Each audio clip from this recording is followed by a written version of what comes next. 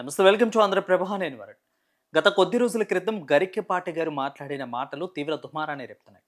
పిల్లలకు గుడ్డు పెట్టవద్దు. ఒకవేళ వాళ్ళు గుడ్డు పెడితే వాళ్ళకి బట్టలిస్తాయి. వాళ్ళకి అదే విధంగా అన్నీ కూడా ఇస్తా ఉంటుంటే వాళ్ళు శోభనం పెళ్ళికొడుకులాగా తయారయ్యేస్తారు తప్ప చదువు మీద ధ్యాస ఎందుకు వస్తా ఉంటుంది అని మాట్లాడిన మాటలు యావత్తు తెలుగు రాష్ట్రాలే కాకుండా దేశం మొత్తం సంచలనంగా మారిన విషయం మనందరికీ కూడా తెలిసిందే.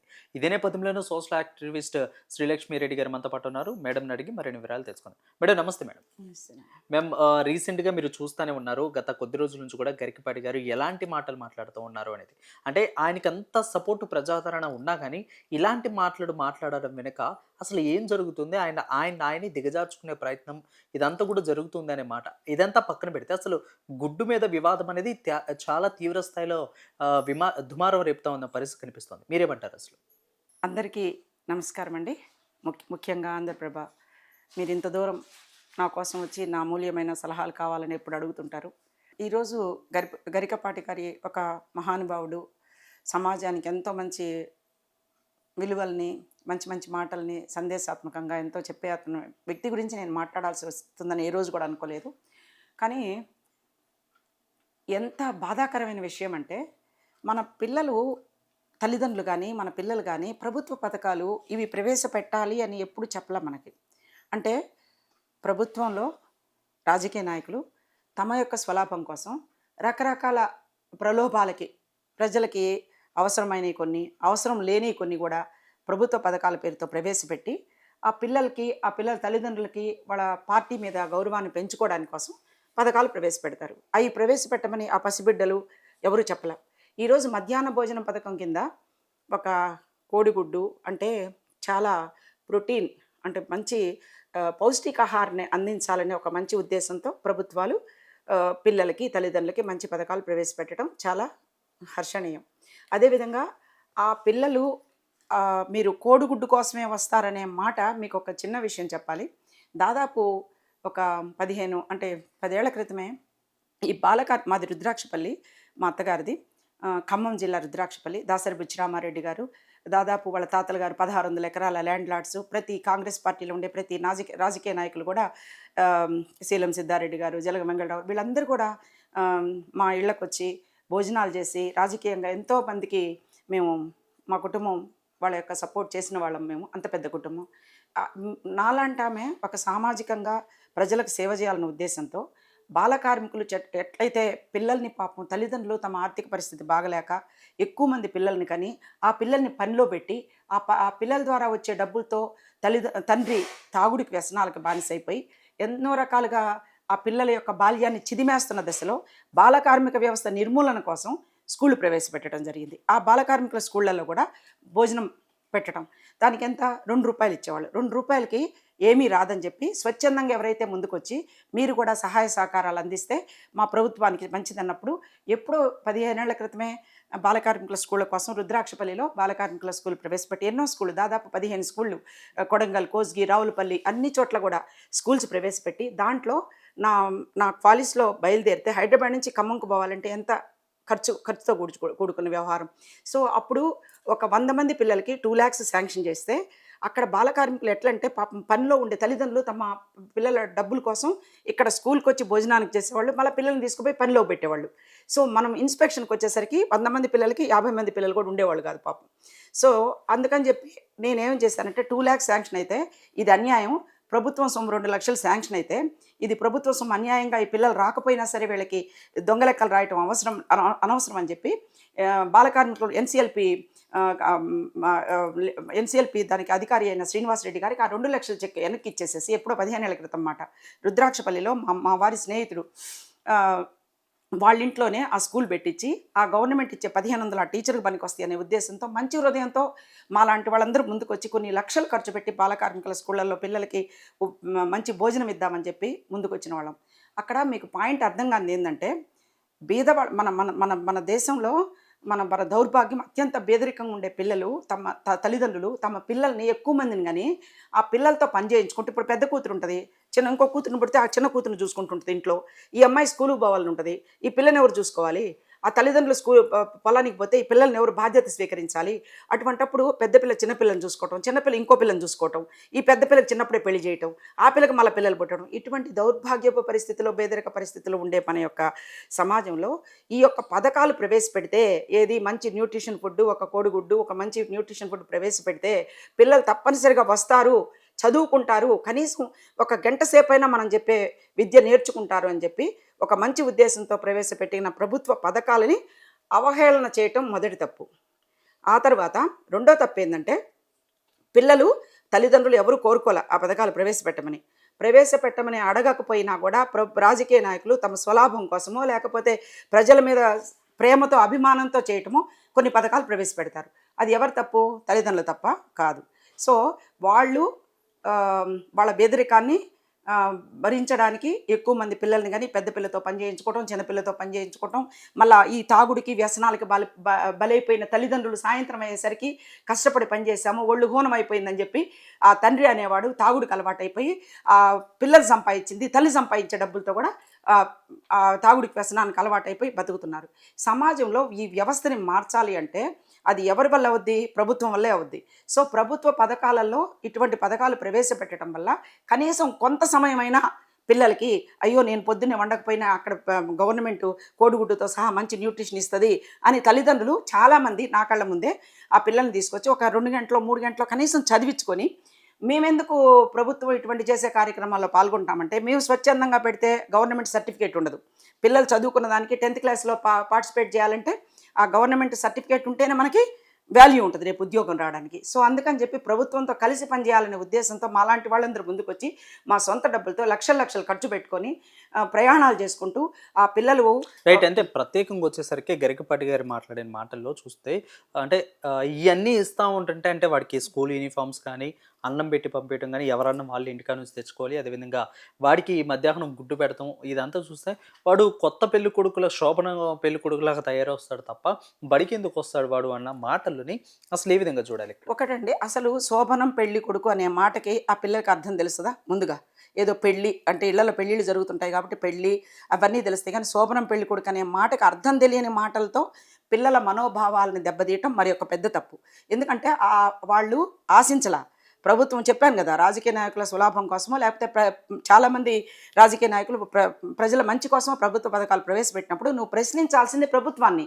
ఈ కోడిగుడ్డు పథకాలు ఎందుకు, ఇంకేమన్నా పథకాలు ఎందుకు అని ప్రశ్నించాల్సింది ఎవరిని? ప్రభుత్వాధికారులని, రాజకీయ నాయకులను. వీళ్ళని ప్రశ్నించండి. పసిబిడ్డలు ఏమీ తెలియకుండా వాళ్ళు ప్రవేశపెట్టిన పథకాల వల్ల, వాళ్ళు ఇచ్చే కోడిగుడ్డు వల్ల వస్తుంటే వాళ్ళు శోభనం పెళ్ళికొడుకు అంటం అనేది ఎంత సమంజసనీయం అనేది పెద్దలు, దైవజ్ఞులు, మీరెంతో నాలెడ్జ్ కన్న వాళ్ళు, మీ తల్లిదండ్రులు మీకు ఎంతో పండిత విజ్ఞానాన్ని మీకు ఇచ్చారు. కానీ ప్రతి తల్లిదండ్రులకి అంత శక్తి సామర్థ్యాలు లేవు. వాళ్ళ పిల్లల్ని పోషించుకోవడానికి, వాళ్ళకి చదువు చెప్పించుకునేంత శక్తి సామర్థ్యాలు లేనప్పుడు కనీసం ఇటువంటి ప్రలోభాలు, ఇప్పుడు ఎవరైనా సరే ఏదైనా మనం ఒక చేస్తామంటేనే కదా ఎవరైనా ముందుకు వచ్చేది. ఏదైనా స్వలాభం లేకుండా ఎవరు రారు కదా. మీరు కూడా ఈ విధంగా ప్రవచనాలు చెప్తున్నారంటే ఫ్రీగా చెప్పడం లేదు కదా. మీరు కూడా కొంత ఆశించి మీలో స్వార్థం లేకుండా మీరేం చేయటం లేదు కదా. ఎందుకంటే మీరు చేయటం వల్ల మీరు ప్రజలందరి దృష్టిలో మీరు గొప్ప పేరు తెచ్చుకోవటం ఒకటి. అదేవిధంగా మీ ప్రవచనాలకు వచ్చినప్పుడు మీకు కొంత ఫీజో ఏదో ఒక ఆదాయం ఉంటేనే కదా మీరు చెప్పేది.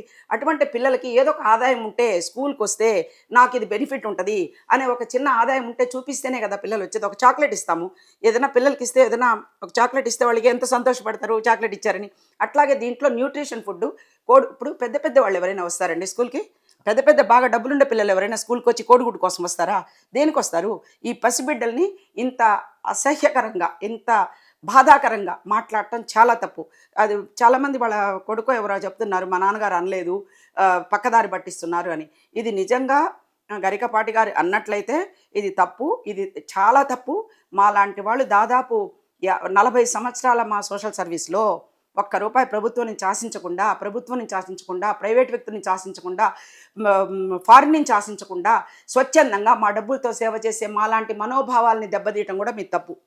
ఎందుకంటే చాలామంది పిల్లల్ని తీసుకొచ్చి స్కూళ్ళల్లో చేర్పించి వాళ్ళకి మధ్యాహ్న భోజనం పథకం ఉంటుంది, మీకు భోజనం తెచ్చుకునే పని లేదు, మీ తల్లిదండ్రులు పొద్దున్నే పొలాలకు వెళ్ళిపోతే మీరు అన్నం వండుకునే పని లేదు, పిల్లల్ని పంపించేస్తే చాలని చెప్పి విద్య అభివృద్ధి కోసం, విద్య లేనివాడు వింత పశువు అంటారు. మీ నాలిక మీద సరస్వతీదేవి ఉండబట్టే కదా మీరు ఇంతమంది మా అందరికీ ప్రవచనాలు చెప్తుంటే మేము వింటున్నాము. అదే సరస్వతీదేవి మీ నాలిక మీద లేనప్పుడు మేము వింటామా? ఆ విద్య కోసం, ఆ విజ్ఞానం కోసం పిల్లలు వస్తున్నారు స్కూల్కి. ఆ విజ్ఞానం కోసం దేనికి వస్తున్నారు? వాళ్ళకి ఏమి ఇంట్లో సరిగా వాళ్ళకి పొద్దున్న లేస్తే ఇప్పుడు మా ఇంట్లో ఇద్దరు పనోళ్ళు ఉన్నారు. వాళ్ళు పొద్దున్న లేస్తే కూలి పనికి వెళ్ళిపోతారు. పొద్దున్న లేస్తే అంత పచ్చడి ఈరోజు వాళ్ళు తెచ్చుకున్నది ఒక గొడ్డు కారము అంత అన్నం.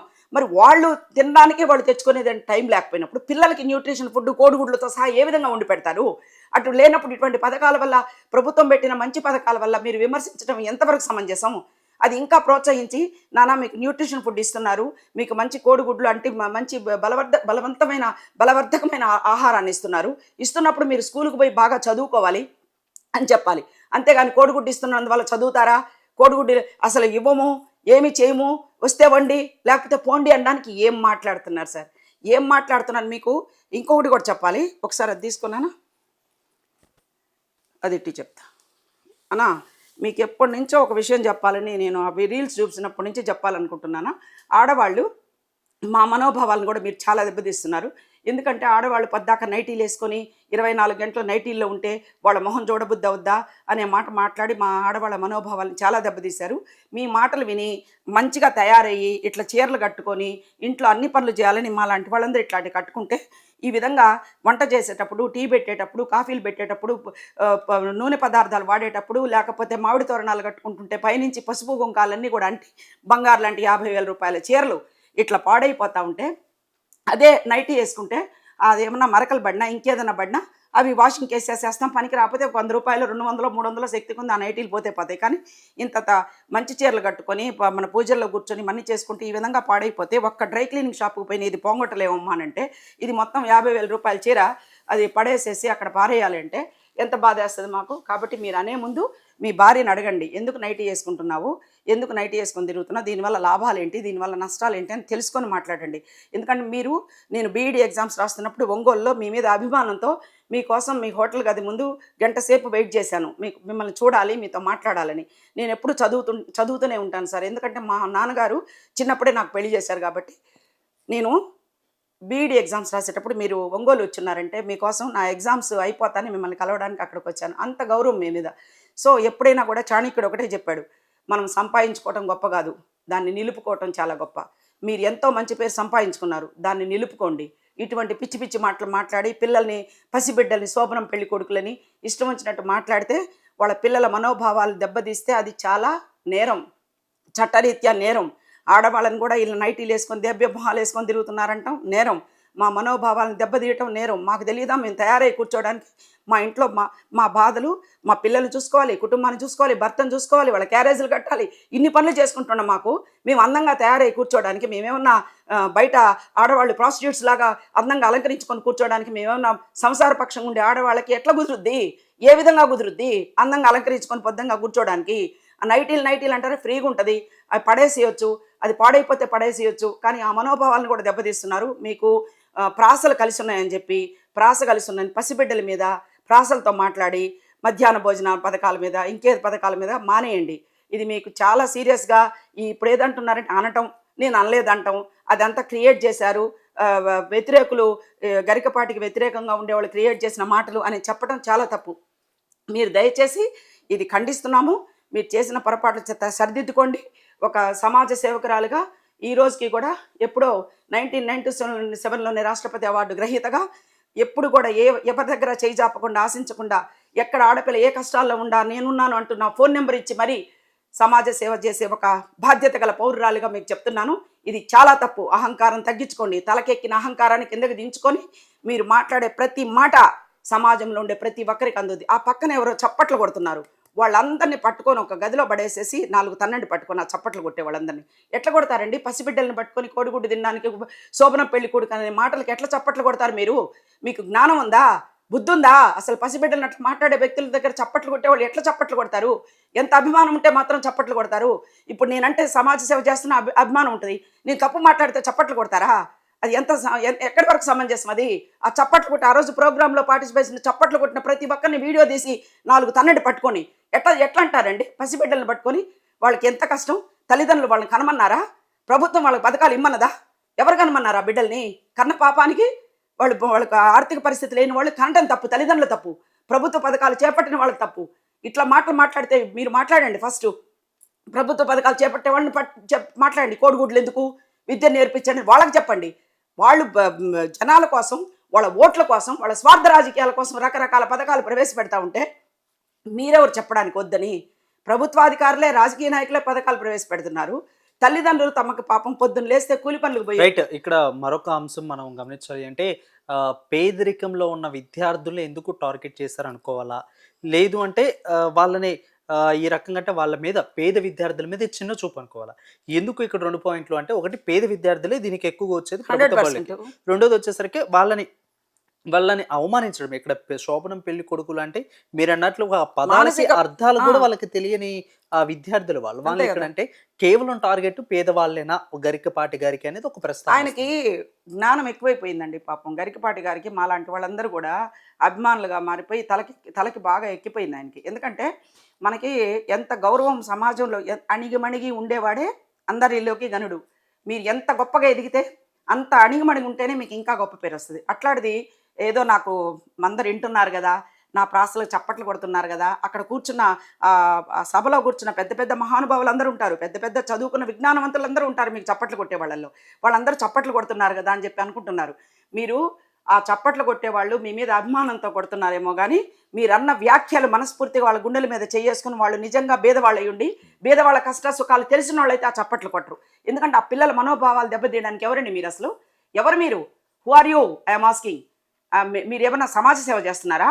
మేము ప్రశ్నించే అధికారం మాకుంది. 24 గంటలు 1997 నుంచి ఫోన్ నెంబర్ ఇచ్చి మరి, పేపర్లో ఫోన్ నెంబర్ ఇచ్చి మరి మీకు ఏ కష్టం ఉన్నా నేను ఉండాలంటూ చెప్పే శ్రీలక్ష్మిరెడ్డి ప్రశ్నిస్తుంది మిమ్మల్ని. ఈరోజు ప్రశ్నించే అధికారంతో ప్రశ్నిస్తున్నా. ఎట్లా మాట్లాడతారు మీరు?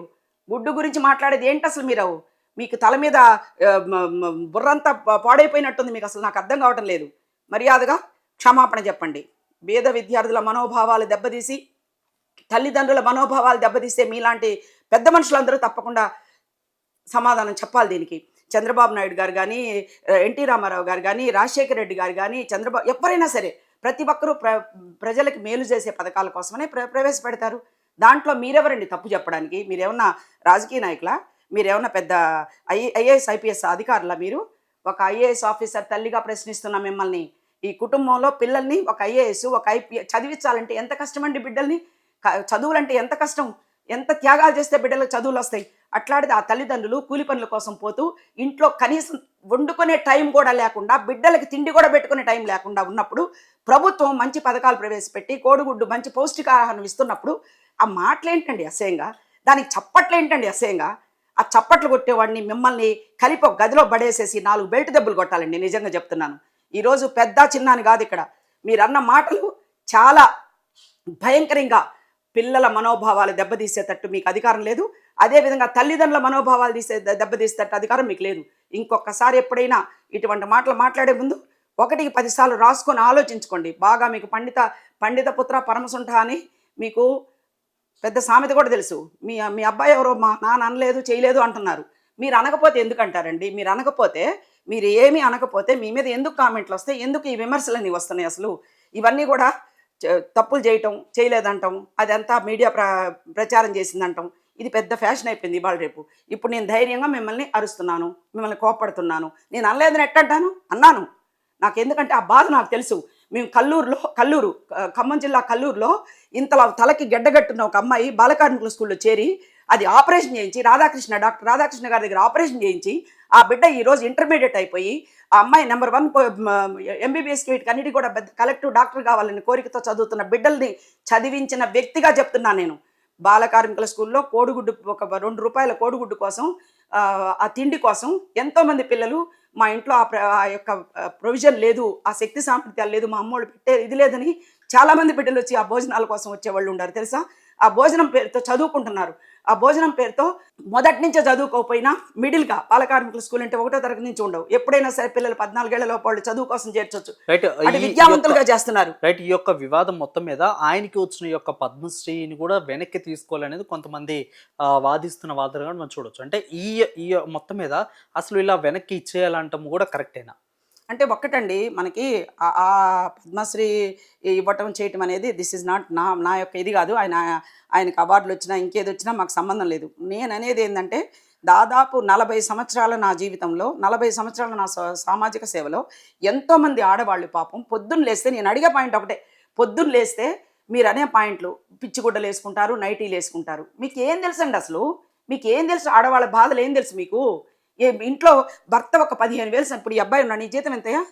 ఎంత నీ జీతం? 40,000. 40,000 వస్తాయి. 40,000 తీసుకొచ్చి ఒక భార్యకి ఇస్తే ఆమె ఇల్లు కట్టుకోవాలా, తర్వాత పిల్లలు చదివించుకోవాలా, పిల్లలకి బంగారం, ఇప్పుడు ఎంత బంగారం రేట్లు 2 లక్షలు అయిపోతున్నాయి. సో బంగారం కొనాలా, అన్నీ చేసుకోవాలి. ఈ ప్లానింగ్ అనేది చేసుకోవటంలో అందంగా తయారై కూర్చున్న టైం ఎక్కడ ఉంటుందండి? మాకు బాగా తయారై కూర్చోవాలనుకున్నా కూడా మాకు టైం లేదు. ఆ 40,000తో 4 లక్షలు ఎట్ట డెవలప్ చేయాలని ఆలోచనలో ఉంటాం ఆడవాళ్ళం. కాబట్టి పిచ్చి చీరలు కట్టుకొని పిచ్చి నైటీలు వేసుకొని చేసిన కామెంట్ తప్పు. మీరు అది చాలా మనోభావాలు ఇప్పుడే చూపించా. బంగారు లాంటి చీర పాడైపోయింది, మేము మాటలేని చీర కట్టుకొని దేవుడి పూజ చేద్దామంటే 50,000 రూపాయల చీర నష్టం వచ్చింది. కాబట్టి మీరు పెద్దవాళ్ళు, మంచివాళ్ళు, కొంచెం ఆలోచించుకొని ఒంటి మీద కొంచెం స్పృహతో మాట్లాడండి. ఆ పద్మశ్రీలు గిద్మశ్రీలు ఇవన్నీ కూడా ఏంటంటే ఎవరికైనా వస్తాయి. ప్రభుత్వంలో ఎవరికైనా చాలా, నాకు కూడా రాష్ట్రపతి అవార్డు వచ్చింది, ఎన్నో అవార్డులు వస్తాయి అని అవార్డు వచ్చింది కదా అని అహంకారంతో ఇష్టం వచ్చినట్టు మాట్లాడామనుకో వెనక్కి అవార్డులు కూడా తీసుకుంటారు. అది మాత్రం తప్పకుండా జరుగుద్ది ఎవరికైనా కూడా. కాబట్టి ఇది మాత్రం చాలా తప్పు. ఇది చాలా భయంకరమైన తప్పు చేస్తున్నారు మీరు. తల్లిదండ్రుల మనోభావాలు, పిల్లల మనోభావాలు, ప్రభుత్వాధికారుల మనోభావాలు, రాజకీయ నాయకుల మనోభావాలు, ఇందరి మనోభావాలు దెబ్బతీస్తున్నారు మీరు. ఎందుకంటే పథకాలు ప్రవేశపెట్టింది ప్రభుత్వం. Who are you asking? మీరు సిటిజన్ అయితే సరిపోద్దా? రాజకీయ నాయకులు ప్రవేశపెడుతున్నారు వాళ్ళ యొక్క ప్రయోజనాల కోసమో లేకపోతే ప్రజల మీద ప్రేమతో వాళ్ళు ప్రవేశపెడుతున్నారు. వాళ్ళని అడగండి. తల్లిదండ్రులు వాళ్ళు కనమన్నారు పిల్లల్ని, వీళ్ళ స్వార్థం కోసం, వీళ్ళ యొక్క ఇది కోసం తల్లిదండ్రులు పిల్లల్ని కంటున్నారు. వాళ్ళని అడగండి. అంతేగాని పసిపిల్లల మనోభావాలు దెబ్బతీయడానికి మీకు ఏమాత్రం అధికారం లేదు. ఇది మాత్రం క్షమించరాని నేరం. ఇది మాత్రం తీవ్రంగా ఖండిస్తున్నాము. ఇమీడియట్గా ప్రతి ఒక్కరు, మహిళా సంఘాలు కానీ, తల్లిదండ్రులు కానీ, పిల్లలు కానీ దీని మీద స్పందించి ఆ నోటికి ఒకరు ప్లాస్టర్ వేయండి, సరిపోద్ది. కొంచెం మాట్లాడే ముందు కాలు జారినా పర్వాలేదు, నోరు జారకూడదు అంటారు ఎవరైనా. మీలాంటి పెద్దలకు చెప్పేవంత నాకు ఒక సొంత తమ్ముళ్ళు, ఒక అన్నలాగా మిమ్మల్ని భావించి వింటుండేవాళ్ళం. కాలు జారినా పర్వాలేదు, నోరు జారకూడదు అనేవాళ్ళు పెద్దవాళ్ళు. ఎట్లా జారుతారు మీరు నోరు? ఇష్టం వచ్చినట్టు శోభనం పెళ్లి కొడుకుని ఎట్లా మాట్లాడతారు? పిల్లల్ని పట్టుకొని, పసిబిడ్డలను పట్టుకొని, వాళ్ళకి ఆ పదాలకు అర్థం తెలియని పిల్లల్ని పట్టుకొని ఎట్లా మాట్లాడతారు? ఇంకోసారి ఆ పిల్లలు ఎవరైనా అమ్మ కోడిగుడ్డు కోసం పోతున్నామంట మన స్కూల్కి, మనకేం వద్దని చెప్పి వాళ్ళ యొక్క ఎంత మానసికంగా క్షోభకు గురి అవుతారు బీదవాళ్ళు. దిస్ ఈజ్ చాలా ఘోరాతి ఘోరం, చాలా నేరపూరితమైంది. It's a crime. రైట్. అసలు ఫైనల్లీ మీరు అసలు ఇలాంటి వ్యక్తుల నుంచి అర్థాలకి, ఆ పదాలకు అర్థాలు తెలియని యొక్క పసిపిల్లల మనోభావాలు దెబ్బతీస్తూ ఉంటున్నారు, ప్రభుత్వాల మనోభావాలు దెబ్బతీస్తూ ఉంటున్నారు. అసలు ఇలాంటి వాళ్ళకి అంటే వాక్చాతుర్యం ఉంది, ఏదైనా మాట్లాడితే సరిపోతుంది కదా, అందరూ కూడా రైట్గానే అర్థం చేసుకుంటారు కదా అని మాట్లాడే వాళ్ళకి అసలు మీరు ఏం చెప్తారు ఫైనల్లీ? ఏం లేదండి. ఇక నేను ఒకటే చెప్తున్నా కదా, కాలు జారినా పర్వాలేదు, నోరు జారిన అంటే నాకు అర్థమయ్యేది కాదు. ఏందబ్బా ఇంత ఇట్లా మాట్లాడుతున్నారు తల్లిదండ్రులని. ఎందుకంటే అంత బాధ. నోరు జారితే ఒక్కసారి వెనక్కి తీసుకోలేనంత తప్పనమాట అది. ఇప్పుడు ఆయన మాట్లాడిన మాటలు వెనక్కి తీసుకోలేరు కదా. శోభనం పెళ్లి కొడుకుని వెనక్కి తీసుకోలేరు, పసిబిడ్డల మీద అన్న మాటలు వెనక్కి తీసుకోలేరు. ఇంత బాధాకరమైన మాటలు మాట్లాడేంత అర్హత లేదు ఆయనకి. He is not deserve that. So Padma Shri award గ్రహీత అయినా, ఎంత పెద్దవాడైనా, ఎంత పెద్ద నాలెడ్జ్ ఉన్నోడైనా, పండిత పుత్రుడని అహంకారంతో తల నెత్తికెక్కిన మహానుభావుడైనా, ఇది మాత్రం మీకు అధికారం లేదు. మీ స్వార్థం కోసం, మీ పేరు కోసం మీరు ప్రవచనాలు చెప్పుకుంటున్నారు. మీ స్వార్థం కోసం మీరు ప్రవచనాలు చెప్పుకుంటున్నారు. మీ మంచి మాటల్లో మంచిని గ్రహించిన మాలాంటి వాళ్ళు చప్పట్లు కొట్టుకుంటున్నాం. కానీ అదే చప్పట్లు మీరు పిచ్చి మాటలు మాట్లాడినా చప్పట్లు కొడుతున్నారే, వాళ్ళని మిమ్మల్ని కలిపి ఎటువంటి శిక్ష విధించినా తప్పులేదు. ఎందుకంటే మీరు మాట్లాడే మాటలో ఏం మాట్లాడుతున్నాడు ఈయన, ఇందులో మేము చప్పట్లు కొట్టొచ్చా లేదా అనే ఆలోచన, ఇంగిత జ్ఞానం ఉండే ప్రతి ఒక్కరు అక్కడ కూర్చున్న చాలా పెద్దవాళ్ళు, బాగా చదువుకున్న వాళ్ళు ఉండొచ్చు. కానీ అది ఆలోచించండి. ఒక మనిషి ఒక మాట చెప్తున్నట్టు చప్పట్లు కొడుతున్నామంటే దేనికి కొడుతున్నాం? అది మనం సమర్థించినట్టే కదా. మీరు కూడా పిల్లల్ని కోడిగుడ్డు, శోభనం అన్న మాటలన్నీ సమర్థించినట్టే కదా. గరికపాటితో సహా మీరు కూడా సమానంగా శిక్ష అర్హులే కదా మీరు. కాబట్టి ఏదైనా సరే చాలా కష్టం అండి. పాపం ఆడవాళ్ళు 700 రూపాయలు, 800 రూపాయలు, 1000 రూపాయల కూలి కోసం పొద్దున్న నుంచి అంత అన్నం మూట కట్టుకొని పచ్చడి మెతుకులతో తింటూ, తన బిడ్డలు కనీసం న్యూట్రిషన్ ఫుడ్ అయినా మంచిగా పౌష్టికాహారం దొరుకుతుందని ప్రభుత్వ పాఠశాలలు వేసే తల్లిదండ్రులకు వాళ్ళ మనోభావాలను దెబ్బతీయకండి. అదేవిధంగా ఆ పిల్లలు మేము బాగు స్కూల్కి, ఎందుకు అందరు మమ్మల్ని అవమానంగా అంటున్నారు, కోడిగుడ్డు కోసం వస్తామంటున్నారు అని చెప్పని అవమానకరమైన మాటలు భరిస్తే ఆ పిల్లల మనోభావాలు దెబ్బతీసే అధికారం మీకు లేదు. అది శిక్షకి గురి అవుతారు మీరు. సో మీరు చట్టం తెలుసుకుంటే మీరు శిక్షకి అర్హులు. అదేవిధంగా మీ మాటలకు చప్పట్లు కొట్టిన వాళ్ళు కూడా శిక్షకి అర్హులే. కాబట్టి పిల్లల మనోభావాలు దెబ్బతీయకండి. ఇది ఇది ఇప్పుడు చాలా సీరియస్ ఇష్యూగా తీసుకున్నాను. ఎందుకంటే ఇంకొకసారి ఇప్పుడు మౌనంగా ఉన్నారనుకో, ఇట్లాంటి వాళ్ళు ఇంకా పేటరేగిపోయి రకరకాల మాటలు మాట్లాడతారు. మా ఆడవాళ్ళ మీద, నైటీల మీద మాట్లాడతారు. తర్వాత ఇప్పుడు ఆ బంగారు లాంటి చీరలు పాడు చేసుకొని మాలాంటి పిచ్చోళ్ళు ఆయన మాటలు నమ్మి ఇట బాగా తయారైపోవాలంటే అని అనుకునే వాళ్ళందరూ కూడా ఇదైపోతారు. ఆయన మీద అభిమానం ఉండే వాళ్ళందరూ కూడా కోల్పోతారు. చెప్పాను కదా, నేను ఎప్పుడు నిత్య విద్యార్థిని, ఎప్పుడు నేను చదువుకుంటానే ఉంటాను. బీఈడీ చదువుకున్నాను. ఒంగోలు పోయినప్పుడు ఆయన వచ్చున్నానంటే గంట సేపు బయట నిలబడ్డా ఆయన కోసం చూద్దామని. రాలేదా? అవన్నీ కాదు, ఆయన ఏదో వేరే మీటింగ్కి వెళ్ళిపోయారన్నారు, అది వేరే విషయం. అంత అభిమానం ఉండే వాళ్ళని ఎందుకు మీరు పోగొట్టుకుంటారు? మీ అభిమానాన్ని, మీ అభిమానులు ఎందుకు పోగొట్టుకుంటారు ఈ పిచ్చి మాటలతో? ఏమొస్తుంది? ప్రాస కలుస్తుందని చెప్పి ఇష్టం వచ్చిన భాషలు మాట్లాడితే అది మంచి పద్ధతేనా? ఒక పెద్దగా, ఒక సోదరుడిగా, మీరెంతో గౌరవం ఉన్న ఒక సోదరీమణిగా మిమ్మల్ని ఇంతవరకు మిమ్మల్ని అభిమానించే ఒక వ్యక్తిగా నేను అడిగేది ఏంటంటే, మనకి ఈ జనాలందరూ బాగా పొగుడుతున్నారని అహంకారము ఈ తలకెక్కుద్ది. ఈ తలకెక్కినప్పుడు ప్రపంచం అంతా అబ్బా నేను పెద్ద మేధావిని, నేను ఏది మాట్లాడినా చప్పట్లు కొడతారండి. నిజంగానే కొట్టారు. మీరు మాట్లాడడానికి ఇప్పుడు నేను ఆ వీడియోలో వింటున్నా, చప్పట్లు బాగా వినిపిస్తున్నాయి. సో మీరు మంచి మాట్లాడినా కొడుతున్నారు, చెడ్డ మాట్లాడినా కొడుతున్నారు అనుకుంటున్నారేమో. తర్వాత మాలాంటి వాళ్ళు కూడా చూసి ఏం మాట్లాడాడు, ఏం చేశాడు, ఇందులో తప్పెప్పులు ఏమున్నాయని విమర్శించే వాళ్ళు కూడా చాలామంది ఉంటారు. కాబట్టి అహంకారాన్ని తగ్గించుకొని ఇక మీదటైనా మంచిగా ఆ పేరుని, సంపాదించుకున్న పేరుని నిలబెట్టుకోండి. చాణక్యుడు మహానుభావుడు చెప్పినట్టు ఏదైనా అధికారం కానీ, హోదా కానీ, మంచి పేరు కానీ సంపాదించుకోవడం చాలా కష్టం. సంపాదించుకున్నది నిలబెట్టుకోవడం ఇంకా కష్టం.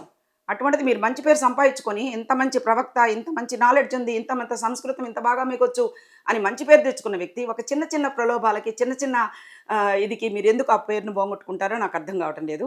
మీరు రీల్స్ చేసే ముందు, మంచి మాటలు చెప్పే ముందు సమాజంలో ఎందుకు 100కు 100% ఆడవాళ్ళు ఎందుకు నైటీలు వేసుకుంటున్నారు, పాపం ఎందుకు వాళ్ళు వాళ్ళకి తయారై ఉండాలని లేదా, వాళ్ళు మంచి బట్టలు కట్టి బీరువాళ్ళ నిండా లక్షల చీరలు పెట్టుకున్న వాళ్ళు ఇప్పుడు అవన్నీ మూటలు కట్టుకున్నాయి మా చీరలన్నీ, అవన్నీ కట్టుకొని ఉండాలని లేదా?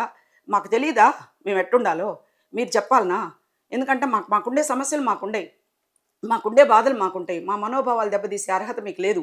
అదేవిధంగా పిల్లల మనోభావాలు తీసే అర్హత మీకు లేదు. So you are not deserve. పద్మశ్రీకి కూడా మీరు అర్హులు కాదు. అంతే, దట్స్ ఆల్. ఇంకంతకంటే ఏం లేదు నాన్న. రైట్, చూసారు కదా వ్యూర్స్, అది మన శ్రీలక్ష్మి గారు చెప్తున్నారు. సో పిల్లల యొక్క మనోభావాలు దెబ్బతీసే అర్హత మీకు లేదు. అదేవిధంగా పదాలకి అర్థాలు కూడా తెలియని పసి మొక్కల గురించి మీరు మాట్లాడటం అనేది చాలా తప్పు. సారీ చెప్తే ఇందరితో అయిపోతుంది. మరి దీన్ని కంటిన్యూ చేయాలనుకుంటే ఇది కూడా మీరు శిక్షార్హులు అంటూ కూడా మనతో శ్రీలక్ష్మి రెడ్డి గారు చెప్తున్న పరిస్థితి కనిపిస్తుంది. కెమెరామెన్ శ్రీకాంత్ వారం ఖైరతాబాద్ నుంచి హైదరాబాద్.